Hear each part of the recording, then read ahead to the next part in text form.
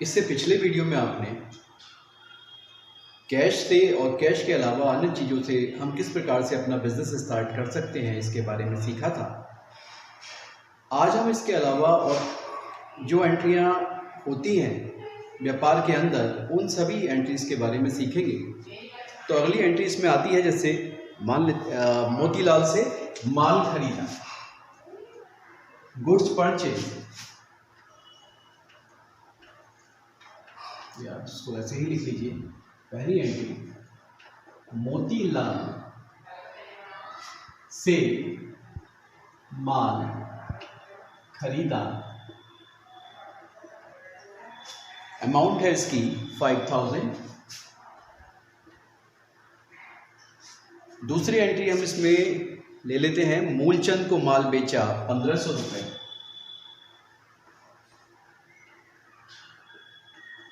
मूलचंद को माल बेचा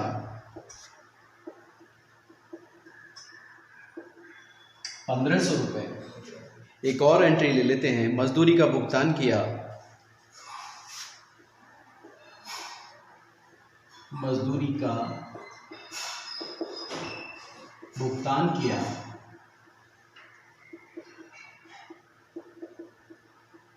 200 रुपये।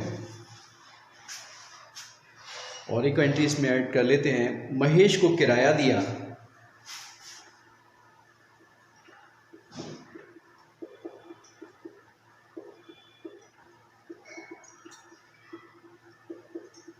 ₹350।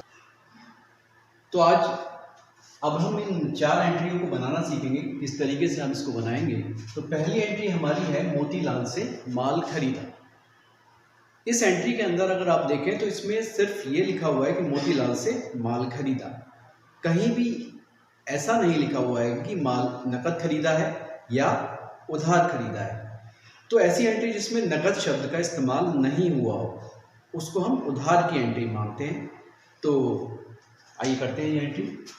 मोतीलाल से माल खरीदने में हमारे पास में क्या आएगा, आप सबसे पहले ये सोचेंगे हमारे पास आएगा क्या। जब हम परचेस करने जा रहे हैं तो हमारे पास में गुड्स आएगा, माल आएगा, और उसको हम अकाउंट की भाषा में परचेस बोलते हैं। तो आप यहाँ पर लिखेंगे, आपने रूल भी पढ़ा था कि जो आया वो डेबिट, जो गया वो credit. Debit what comes in and credit what goes out के रूल से आप यहाँ पर परचेस को डेबिट कर देंगे, परचेस अकाउंट डेबिट, क्योंकि हमारे पास जो हम माल खरीद रहे हैं वो परचेस के रूप में आ रहा है, तो इसीलिए हम परचेस को यहाँ पर डेबिट करेंगे कि जो आ रहा है वो डेबिट व्हाट्स कम्स इन, तो परचेस अकाउंट डेबिट। और दूसरा रूल हमारे पास जो इसमें लगेगा, दूसरा रूल जो लगेगा, जो हमने इससे पहले डेबिट और क्रेडिट के रूल में सीखा था, जो देने वाला व्यक्ति है वो है मोतीलाल। हमने उसमें सीखा था कि पाने वाला डेबिट और देने वाला credit, debit the receiver and credit the giver के रूल से हम यहाँ पर मोतीलाल को क्रेडिट कर देंगे। देखिए, टू मोतीलाल अकाउंट, अमाउंट है 5000। तो ये पहली एंट्री हमारी बनती है, मोतीलाल से माल खरीदा। इसमें जो आ रहा है वो परचेज आ रही है आपकी, तो परचेज को आप डेबिट करेंगे। और दूसरा रूल जो हमारा था, देने वाला क्रेडिट होता है, डेबिट क्रेडिट द गिवर, उसके रूल से आप मोतीलाल को क्रेडिट कर देंगे। तो purchase account debit to Motilal being goods purchase from Motilal. ये हमारी पहली एंट्री हो जाती है। दूसरी एंट्री होती है हमारी, मूलचंद को माल बेचा। यहाँ भी वही सेम स्थिति है कि मूलचंद को माल बेचा, और यहाँ ये नहीं लिखा हुआ है कि नकद बेचा है या उधार बेचा है। अगर नकद शब्द का इस्तेमाल नहीं हुआ, कैश शब्द का इस्तेमाल नहीं हुआ है, गुड्स सोल्ड फॉर कैश और गुड्स सोल्ड टू मूलचंद, इसमें अगर कैश शब्द का इस्तेमाल नहीं हुआ तो आप ये मान के चलें कि ये जो माल बेचा गया है ये उधार बेचा गया है। तो इसके लिए हम क्या एंट्री करेंगे, अब यहाँ पे देखिए मूलचंद को हम माल बेच रहे हैं, तो मूलचंद यहाँ पर एक पाने वाला व्यक्ति है, और रूल के हिसाब से जो पाने वाला व्यक्ति होता है वो डेबिट होता है। तो हम यहाँ पर मूलचंद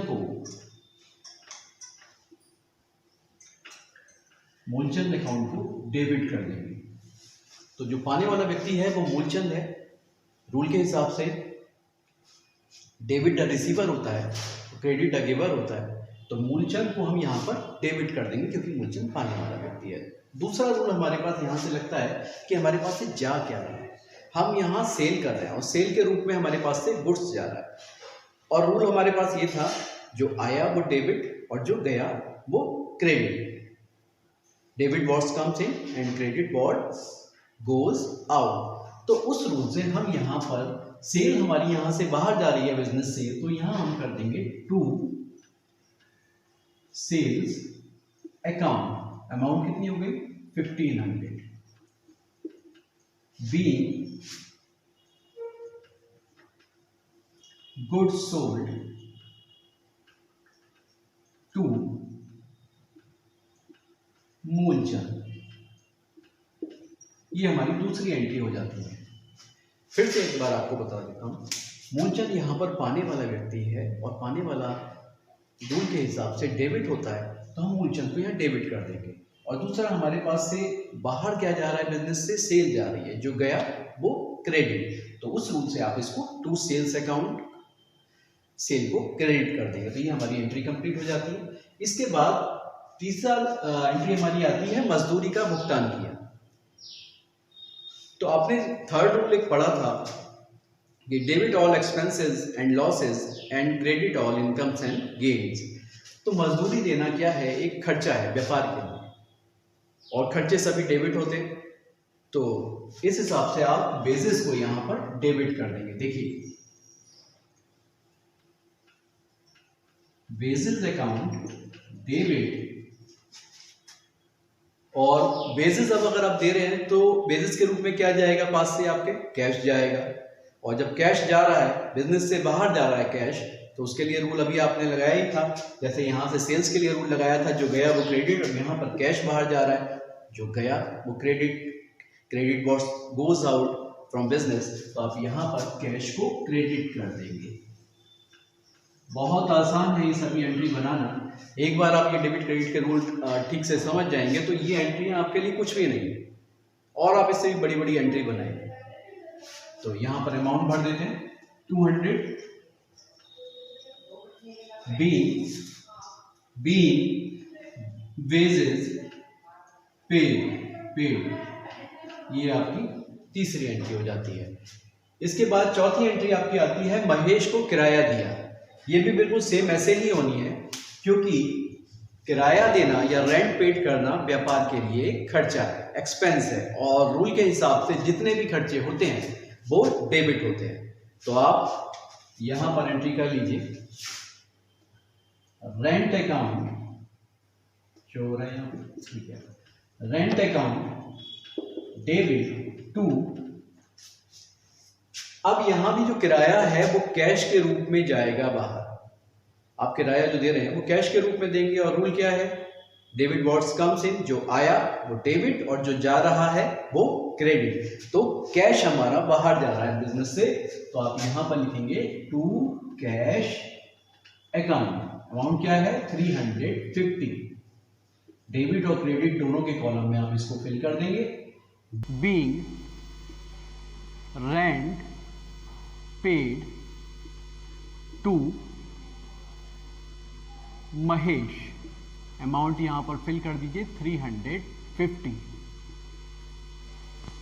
जो कुछ भी आप ट्रांजैक्शन करते हैं, जैसे पहला था मोतीलाल से माल खरीदा, गुड्स परचेज फ्रॉम मोतीलाल, वो सेम आप यहां पर नरेशन में लिखते हैं।